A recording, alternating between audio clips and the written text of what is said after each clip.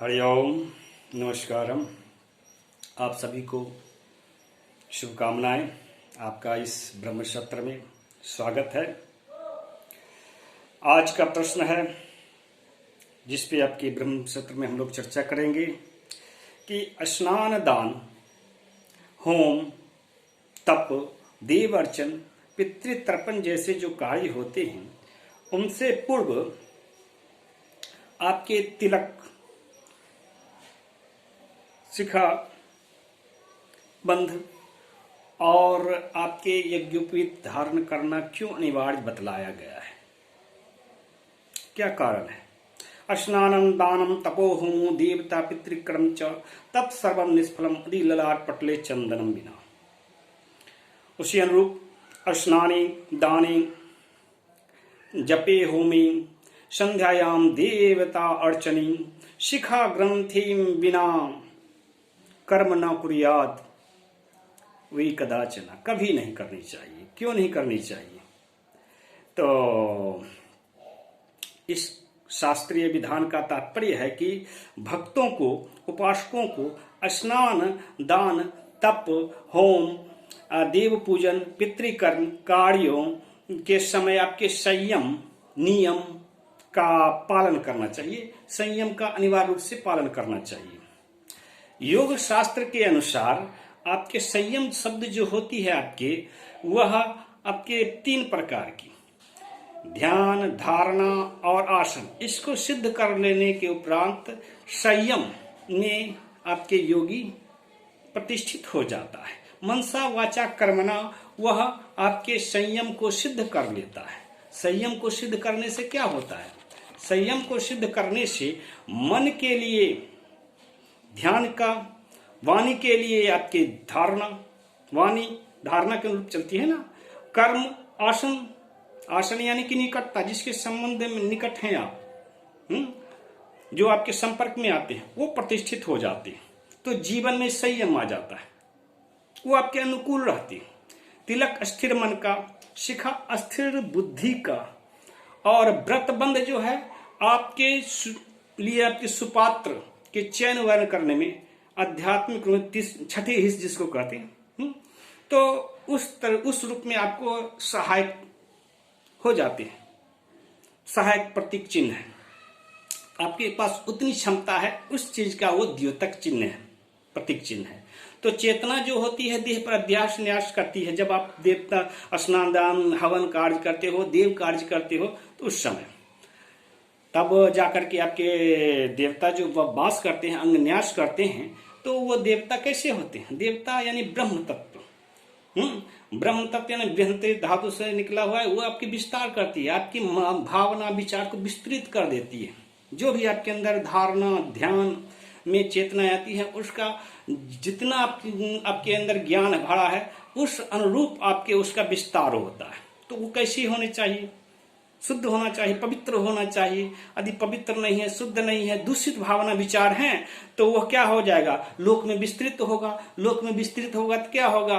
उसके कारण आपका जो आपके साथ जो चेतनाएं है ना, असमित अवस्था में बंधी हुई है, उनका धारणा, ध्यान, विचार आपके अनुकूल ना हुआ तो क्या होगा? लोक में, संसार में, आपके आसपास पड़ोस में, परिक्षेत्र में, जाति में, वंश में दुर्घटना घटेगी, और प्रकोप फैलेगा, द्रुपदेवीय प्रकोप फैलेगा। अतः भक्तों को दायित्व हो जाता है कि जब भी कोई पितृ कार्य करें, पितृ वाला कार्य करें, देव ऋण या फिर ऋषि ऋण चुकाते हैं जब, तो ऐसे देव कार्य, धर्म कार्य जब करें तो वो धर्म का अपराधीकरण ना हो, उसको बढ़ावा ना दें।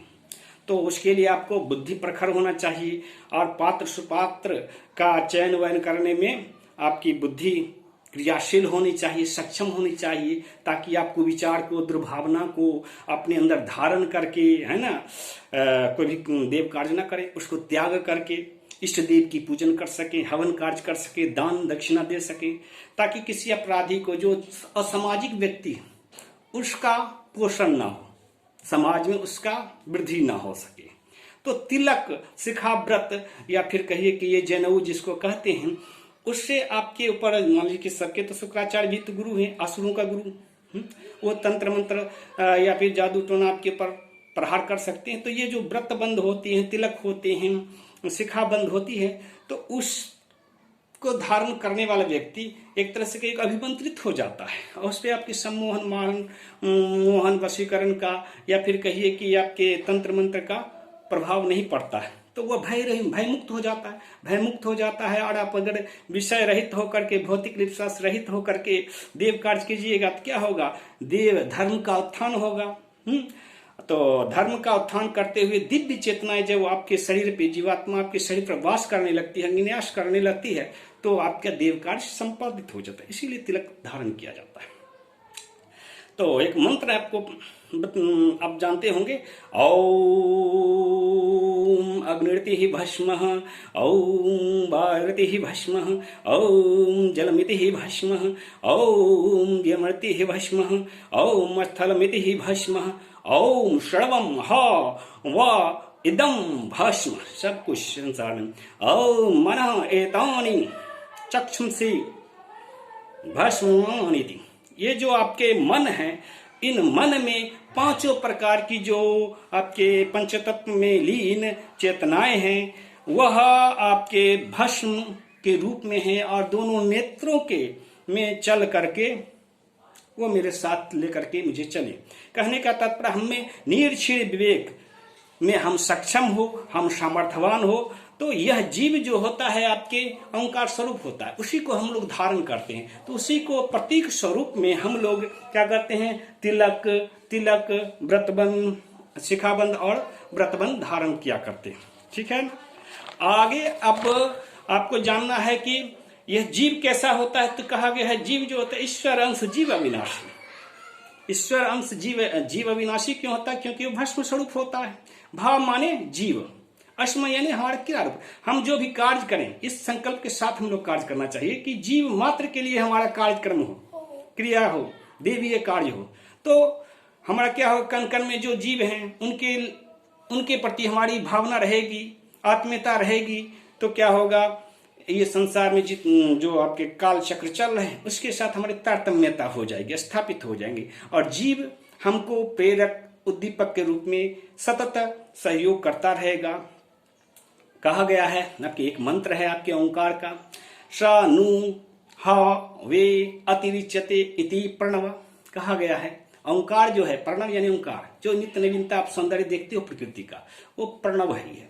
तो वह जो है आपके क्या हो, हमारे और तुम्हारे, जिसके साथ देवता के साथ या फिर किसी के दान कर रहे हैं, तो उस वक्त याचक के साथ दोनों के साथ जब भावना और विचार हमारी मिलती है, तब जाकर के जीव उत्पन्न हो जाता है, आत्मीयता उत्पन्न हो जाती है, आत्मवान हम लोग बन जाते हैं।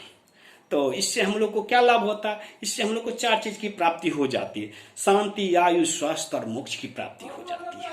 तो अभिवृद्धि होती है। कहा गया है कि अनामिका, चंदन लगाने का किस उंगलियों से कौन सा तिलक लगाना चाहिए, उसके माध्यम से आप जान सकते हैं क्या क्या की प्राप्ति होती है।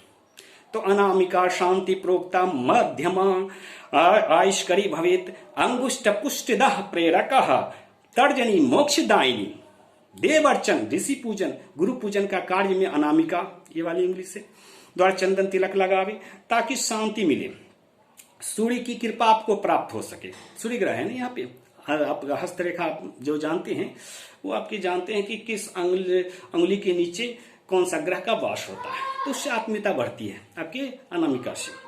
स्वयं जब आप तिलक धारण करते हैं मध्यमा से, मध्यमा जो होती है आपकी आध्यात्मिक ग्रह आपके शनि का प्रतिनिधित्व करती है, तो उसको लगाने से आयु बढ़ती है, शनि की कृपा बढ़ती है, आध्यात्मिक पर तेज प्रखर होता है। और तर्जनी जो होती है अंगुली होती है, ये उंगली बुद्धि वाली उंगली, अब देखिए आपके कहते हैं बुद्धि मुद्रा, तो इस मुद्रा से आपके पितृ तरफ में करना चाहिए ताकि आपकी बुद्धि प्रखर हो, ज्ञान प्राप्त हो। और साहस के लिए ये अंगूठा से हम लोग तिलक लगाते हैं, तो इससे आपके लगाने का तभी यहाँ पर शुक्र ग्रह होता है ना। और इसका तात्पर्य का ब्रह्मचर्य व्रत का पालन करें। तो अंत में आप समझ चुके हैं कि तिलक क्यों लगानी चाहिए और किस उंगली से लगाना चाहिए, उससे कौन से देवता संतुष्ट होते, कौन सा ग्रह संतुष्ट होते। तो अंत में तो यही है कि तिलक का कारण है कि आप में साधुता आए, आप में प्रभुता ही आए। चंदनम शीतलम लेपे चंद्राश्रितः चंद्र चंद्राश्रितः साधु तस्मात् मनसा साधु भवेत्। साधु मतलब साधु का तात्पर्य होता है अच्छाई, साधु का तात्पर्य होता है शाम, साधु का तात्पर्य होता है जो संतुलित अवस्था में, और जो असुर है असंतुलित है। तो असुरता आपके अंदर से हटे। चंदन तिलक का जो धारक होता है वो साधु होता है, अच्छाई का प्रतिनिधित्व करता है। तो हम लोग तिलक किस लिए लगाते हैं? आज का यह सत्र यहीं पर पूर्ण होता है। मैं समझता हूँ मैंने आपके प्रश्नों का, आपकी जिज्ञासा का यथोचित समाधान किया है। पुनश्च आपसे भेंट होगी अगले ब्रह्म सत्र में। धन्यवाद, नमस्कार। ओम नमो नमः।